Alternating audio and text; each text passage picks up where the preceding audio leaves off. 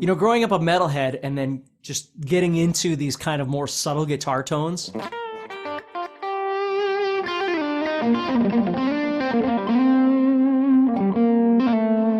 I just love it. It's fun. Beautiful. Yeah, it's cool. Steve Stein, thank you for being here, sir. You are most welcome. Guys, thank you for being here. Steve and I always appreciate every time that you show up to one of our live events. While we're waiting for everybody to get in and kind of get settled, I want to welcome you to another creative soloing workshop. We're doing a whole series for these for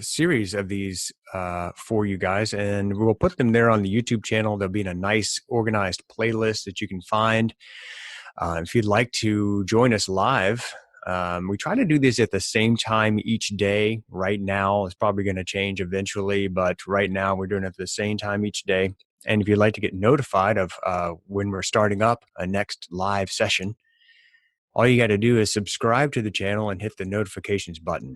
And that way you'll get a little notice in your YouTube app or wherever you're watching this, Facebook or whatever, that says, hey, these guys are going live. If you want to come and hang out, we're going to be at a specific time. So thank you for being here. We're doing the creative soloing workshop. All of these workshops are related to Steve's new course. It's called Creative Soloing, and it's available for you at guitarzoom.com. Steve, what are we going to talk about today, my friend? Well, we're going to expand on what we did in the last session. We were talking about meandering, and if any of you haven't seen that session on meandering, please go back and watch it, because it's really, really useful and very important. And so today what we're going to be doing is we're going to take that idea of meandering, and we're going to expand it now to try and make meandering become something useful in our playing. As I said in the last time, meandering on its own isn't a musical element. It's a growth of freedom of being able to play in more of a improvisation sense, because you're breaking out of the old mentality of just playing your scale up and down. That's what meandering does for you.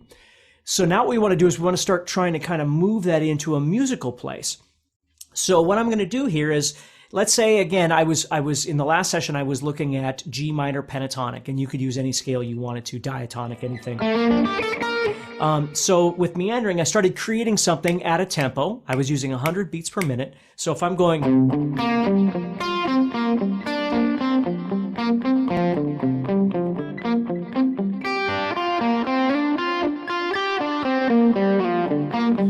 And maybe you're using two positions or just one position or whatever. And again, we go through all of that. Certainly we go through it in the guitar course in creative soloing. And then you can also watch it in the last session that we did. So now the trick is we start chopping our meandering up into pieces by stopping playing. Okay? We're not doing that because we have to, like we talked about in the first session. Okay, where you're going too fast and your brain is freezing and you have to stop. We're not doing that. We're stopping because we choose to, which is an entirely different thing. Mm-hmm. So now what we're going to do is we're going to start thinking about playing meandering phrases, bigger phrases, smaller phrases, whatever it might be. And we're just stopping in different places. And again, we're not focusing on which note and if it's a root or a third or a fifth and a chord tone. Again, all of that is wonderful and all of that has its place. But if you start overwhelming your thought process, you miss the point. So I don't want you to be thinking about that right now. All I want you to do is I'm going to take that metronome again and start that metronome. So give me a second here. Okay. So now, in the last session, we were doing this.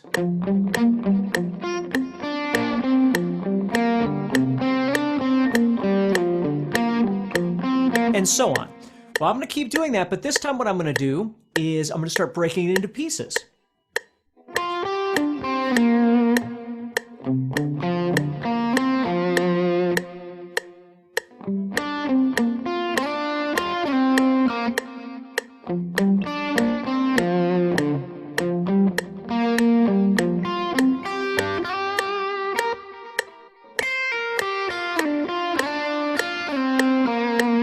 Okay, now notice as I'm doing this, there's two things that I've now added to my playing that you can start exploring. One thing is I'm using vocal techniques, I call them, which are maybe some vibrato is what you're seeing from me. We already talked about sliding and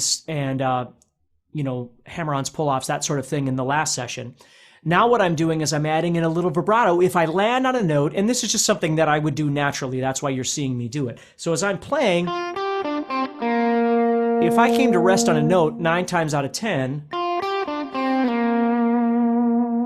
I'm going to add a little vibrato or something like that to it. And of course, I talk about those in the guitar course as well, all these vocal techniques. Okay? And the second thing you're going to notice is now what I'm doing is I'm playing with the ability of being able to play quarter notes or eighth notes, right? Instead of just playing everything as eighth notes, da, da, da, da, da. Now all of a sudden I can have the freedom because I am stopping or pausing on notes, ba-da-dum, ba-bum, bum, ba-da-da-dum, right? I can all of a sudden kind of go backwards into what we can call quarter notes. Again, my brain isn't thinking about things in terms of whether it's a quarter note or a half note or an eighth note. I'm just messing with the rhythm. When I hear a beat or a tempo,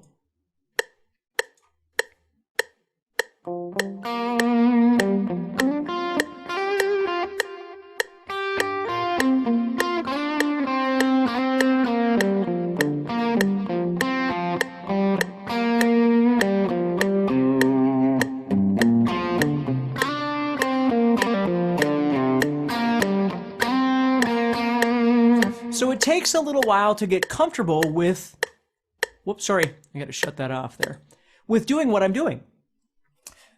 It all starts with meandering, though. If I haven't fully developed my ability to meander or my tempo is too fast, this is going to fail. Okay? So again, please remember that the two things to always remember, number one, avoid all or nothing. Avoid having to master, perfect everything there is before you actually start learning how to make music.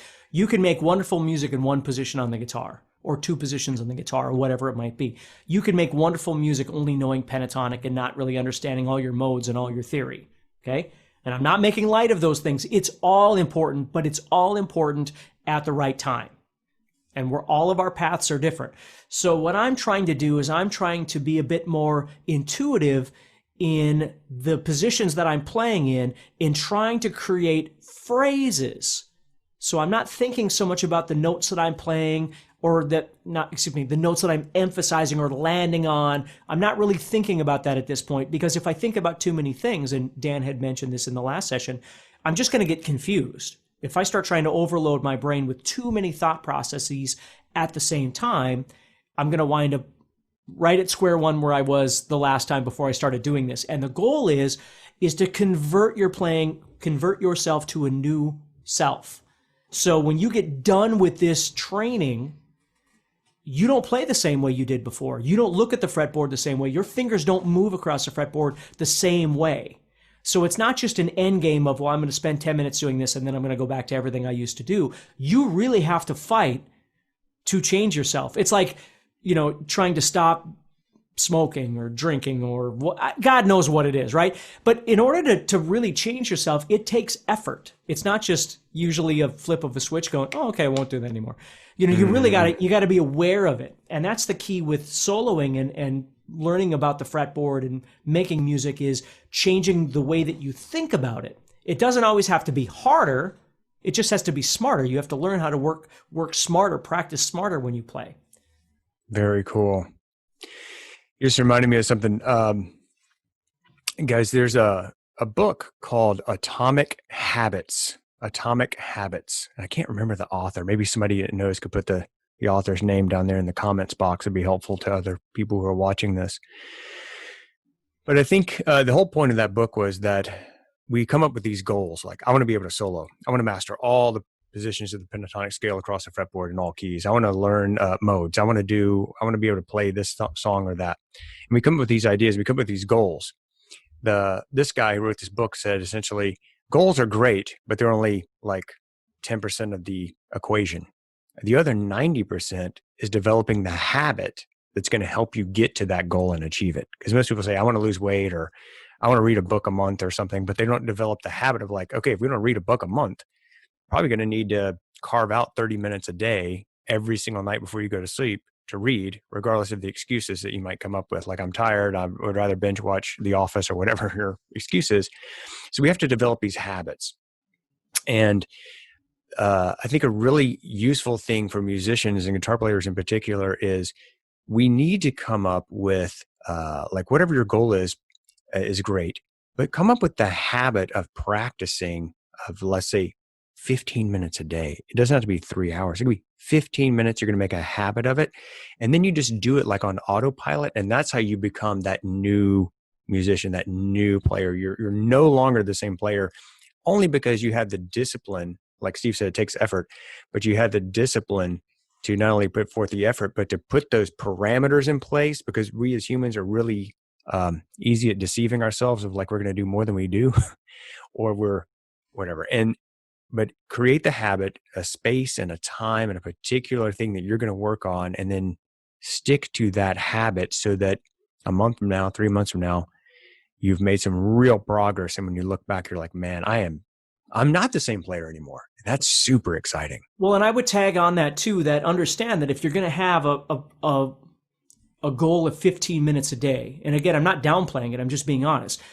Think about it. If you have a goal of 15 minutes a day, but you have 30 goals, how are you going to fit 30 goals into 15 minutes a day? I've had people that have said, yeah, I practice this for 2 minutes and then I practice this thing for a minute. I'm like, it takes me longer than that to go to the bathroom. You know what I mean? I don't know how you can set a goal of 1 minute. I'm not saying that it's not possible on occasion to get something really impactful from a minute or two of practice or study. It happens. Don't get me wrong. But if you're going to cultivate something and you've got 15 minutes, you need to slice down the amount of obligations you've given yourself and be realistic about what your goals are going to be for those 15 minutes. I'd rather have you work on, 1 or 2 things that are really important for 15 minutes than 14 things, which means you're doing 1 minute, for each thing. It's really hard to get growth out of that. So what I like to do is, if I come across an idea, whether it's a lick, a pattern, a technique, a thought, an application on the fretboard, a visualization of the fretboard, and even back when I was younger, noodling was a bad thing. Like now, so I never did it. Now I love to noodle on the guitar, but I do it in a way that is beneficial for me in the bigger picture. So I'm not wasting time. What I'm doing is I'm listening to the notes and how they correlate with a chord, or, I come across an idea, like I was just meandering, like I've been talking about, and I come across I'll think something I just did, and I become aware of it and go, whoa, slow down, stop everything. Let's look at what that was. Let me figure out what that thing was. And then I'll sit and I'll do it over and over and over and over and over. And all of a sudden, everything else that I was working on has now taken a back seat to this current thing that I'm trying to focus on. Because if I don't give it enough time, the problem is 3 days from now, I'm going to forget whatever it was. I'm going to go back and go, what was that thing I was doing? And it was on a website and I can't remember, or it was on page 42. I don't remember what it was in, and it's gone. And it was something that was really great, that really could have benefited me. So I've really learned to trim the fat. Now, again, I've been playing my whole life, so I know I can't, it's easier for me to say than for a lot of other people. But I've learned to trim the fat, so I'm not always just obligating myself to everything because I'm supposed to. I'm supposed to play all these scales every day, and I'm supposed to practice my theory every day, and I'm supposed to do this and this and this. And I did that for years, and again, I'm thankful I did. But now I focus on the things that I find that are most important for the way I feel and the way I play, that make me feel good, and both internally and externally with my playing, that can benefit somebody else that listens to my playing, if that sort of makes sense. So, do I practice 7 hours a day anymore? I do not. I spend a lot of time with my family and doing things that I never did when I was younger. But when I do grab the guitar and I do practice, it's always very focused and productive every day. Because there's not a day I don't pick up the guitar and practice. Not a single day of my life that I don't pick up a guitar and practice. Almost. But there's always a purpose for it, right? And it's not just 10 minutes of this and 5 minutes of this and 3 minutes. Sometimes it's like, man, I got to write a solo for an artist. I've been hired to write a solo. So what I need to do is listen to that song and get to know it and explore. And okay, wow, I didn't know that much about that particular scale. And again, I don't want to go off on a tangent, but I just want you to understand that sometimes it's okay to be creative. It's not always just about the rudimentary practice, which is important. But sometimes you've got to allow yourself space to get creative. If I don't look at my fretboard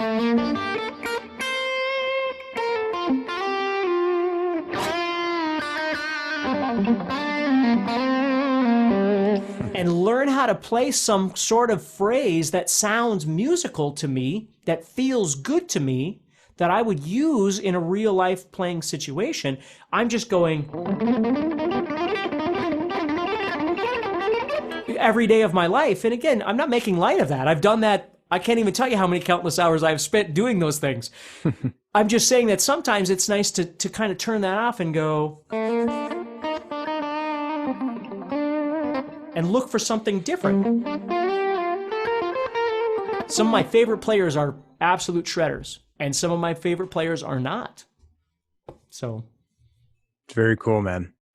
I was just thinking, Steve, the new course, guys, by the way, is called Creative Soloing by Steve Stine, and it's available at guitarzoom.com. If someone wouldn't mind putting guitarzoom.com in the comments down there in case there's new people who don't know us, that would be super helpful, and I thank you already for that. I did want to mention a couple of things, though, that I was thinking about, Steve. This new course is called Creative Soloing. It's all about being creative, okay? In order to be creative, guys, the first thing you got to do is learn the fundamentals. It's really hard to create a solo out of thin air if you don't know the scales. So if you don't know, like, your pentatonic scale, you probably should learn that. Steve has a resource for you. It's actually one of our top-selling courses. It's called it's called Unlocking the Fretboard Connection. Unlocking the Fretboard Connection. And that entire course is teaching you two things: all the pentatonic scales, all the diatonic scales, and how those things connect all the way across your fretboard. So once you have those scales locked down in your mind, just the notes, you got to learn that. Then you can be creative. You can talk about phrasing. You can talk about meandering. You can talk about techniques like bending and hammer-ons, pull-offs, slides, double stops, all that stuff. Creative soloing is all about that. Unlocking the fretboard connections about getting those fundamentals, just learning those scales, and people, that's one of our most popular courses, Unlocking the Fretboard Connection. So what I wanted to say that in case someone was sitting here being like, this is out of my league. Don't worry. Maybe creative soloing is not for you right now in your journey. We have a resource for you. It's called Unlocking the Fretboard Connection. If you're not quite ready for creative soloing. Creative soloing is all about being creative and expressive and really being musical. So the creative soloing workshops we've already done for you guys, meandering, and there's actually several more there for you on the YouTube channel, a nice neat playlist. And then today we're actually talking about phrasing. Where else do we go with phrasing, my friend? Well, I think that's enough for today. It's just really think about developing the concept of meandering before you worry about phrasing. You know, because like Dan was just saying, you know, I don't want anybody to ever feel intimidated by these conversations, because what intimidates people is lack of knowledge or lack of ability, right? And we all have lack of knowledge and lack of ability at some level. I mean, we're all human, so we can only go so fast or understand so much. And yes, we can continue learning that, but we all have to continue the journey. So right. I'm not there yet. I'm not where you would maybe think I would be or something. You learn every day. And the cool thing about meandering is most importantly, you're learning about yourself. You're learning where your limitations are. So like Dan said, if you're learning that you have limitations with your knowledge of a particular scale, then you know that you're going to need to battle that at some point. You're going to need to take that on and work with that. What I want you to understand is avoid the all or nothing. Because you don't know a scale as well as you want to, tells you that you should know more about that scale. You should study that scale more. It doesn't mean you have to know every facet of that scale before you ever start learning to utilize it, before you start learning to mess with it. You know, if you learn a position and then learn two positions or whatever, you can start exploring it. You should keep going. But I say that because, people get into like modes and things like that, and then they go, well, I need to know all my modes before I can learn a solo. No, you don't. I mean, modes takes some people years to learn all about, right?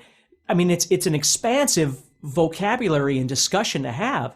And if you're going to wait that long, it's going to be 6 years before you ever start learning how to, or whatever. I'm just throwing out a number, but yeah. I don't want you to wait that long. What I want you to do is I want you to get in there and start thinking, wow, I really need to work on my ability to slide. Or make a really nice vibrato, or you see what I mean? That right there isn't about how many scales I know or how fast I can play. It's about my ability to try and make something that sounds musical on the guitar. Now, you might think it's musical, you might not. At the end of the day, it doesn't matter as long as it's pleasing what I'm doing, right? Mm-hmm. As long as I'm the one that's happy with it, that's what I'm looking for, and that's what I want for you too. So when you're soloing, I might decide, well, I need a little faster, or I need another scale. Well, that's okay. Then now's the time for me to start exploring that. That doesn't mean I have to give up my ability to be creative, because if you're a working musician, you might play in a band, right? And every once in a while, you got to do some solos, right?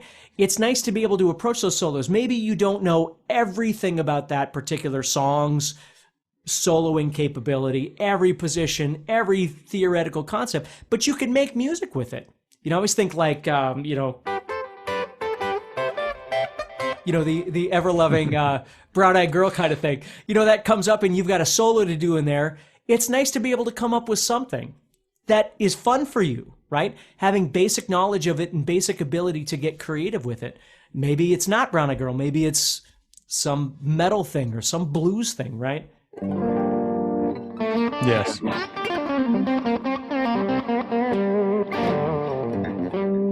Whatever it might be, your ability to get creative and make good music with that, there's a special feeling that comes with going, wow, that kind of sounded like music. I remember being a kid learning how to play and going, I would record myself and go, that's awful. And I don't remember specifically, but I certainly remember the first time I started listening to myself going, that's not so bad. Like that's passable. And I felt really good about that. Yes. I love it, Steve. Yeah. Man, I want to read a comment here from Nancy. She says, I've seen a lot of instructional videos over the years. Steve, I know you hate when I read these because you're such a humble guy, but I'm just going to read it anyway. Nancy says, I've seen a lot of instructional videos over the years. Steve is consistently the best by far. He can dumb down a complex topic or technique so anyone can understand or perform it. I will buy every course he makes. Wow. God bless you, Nancy. Good. Thank you for supporting us. Yeah. Well, and I appreciate that. That's awfully nice of you. I mean, that's the whole thing is you can enjoy the journey. You can find a way of enjoying the journey. And it doesn't mean that it's not frustrating sometimes. It probably should be frustrating at times, but you don't have to bury yourself with an overload of stuff and forget that the reason why you wanted to play guitar was to rock anyway, Yeah. Jeez, isn't that true? Yeah, I have to remind people all the time of that. I mean, the lack of confidence people have and just those sorts of things because they're just comparing. The problem is they're not comparing themselves to one other person. They're comparing themselves to just a whole host of players out there. Eddie Van Halen is just Eddie Van Halen. And I don't mean that taking light out of how amazing he is. I'm saying he's not Eddie Van Halen and Yngwie Malmsteen and Tommy Emmanuel and B.B. King all wrapped into one. He's just one person, just like you are. But we watch all these people and then we go, oh, I got to be able to do that and that and that and that and that. And it's like sometimes you set yourself up for failure by thinking that way because you forget you just have to be you. There's room for all of us. We don't all have to be the smartest and the fastest, and we shouldn't even want to be. Like I was talking about my daughter playing guitar. My oldest daughter plays, but she plays from a songwriting perspective. She could watch me play something 800 miles an hour and she'll go, okay. What does that? It doesn't mean anything in her realm because that isn't what music means to her. She's not wrong. She's just looking at guitar from a different perspective. For sure. One of the things we talk about a lot, guys, is the better you are, the more fun it is to play. The better you are, the more fun it is to play. It's not really that fun to play when you're totally frustrated all the time, trying to figure out how to press down the strings to make a chord, or get your right hand to do what your brain is telling it to do, or whatever. But as that kind of becomes ingrained in you and you become a better player, it just becomes more and more fun. And then the better you are, the more you feel confident to play with other musicians, to get integrated into the music community, to write your own stuff, to perform, to maybe make your own YouTube videos or whatever you want to do. It's just, you have to hone your craft. And we like to perform, and we like to think about like the destination, like, here's what I want to be able to do. But sometimes we're kind of remiss in creating the pathway to get there. Like, the journey of learning how to get to there is there's a path. And if you're really patient with yourself and you follow that path and you work diligently at it and you create the habits around it, man, when you hit those milestones of like, I didn't know the scales, now I know them. I didn't know and learn how to do this technique, and now I know it. And the more that you learn, the more fun it is to play, and the whole thing just kind of snowballs. And that I call it the upward spiral. So there's like downward spirals. You talk about that, people go off the rails for various reasons, but there's also an upward spiral. The better you are, the more fun it is to play, and it just kind of feeds itself. And so anyway, we've talked about a lot here today. Steve, is there anything else you want to cover on phrasing, or should we wrap it up? No, I think we're good. The one final point I'll say on that, though, is also define for yourself what better means. Yeah. Like, better for me when I was a kid meant faster. Better for me as an adult means more creative. We're all different that way. So, if you think about the way I try and teach, with really kind of, getting real micro in the idea of what I'm trying to get across. Sometimes when you think about what you're trying to accomplish as a guitar player, do the same thing. Think smaller and find a smaller idea that you can really cultivate, and that will make you better, whatever better means. Better for me sometimes just means, I've always used the word authentic. Like, when I hear players play, I don't base players on, this is just me, but I don't base their skill on whether they're fast or slow or rock or blues, or I don't think in those parameters anymore. And I haven't for a long time. I think authentic. That's the word I always use, is authentic. When you go to play, does it sound authentic? Is it something that people would hear and go, yeah, that sounds like music? That to me is always the goal is, and maybe it means faster. Maybe it means smarter. Maybe it means more knowledge of your fretboard. You could mean, that's all up to each one of you to decide.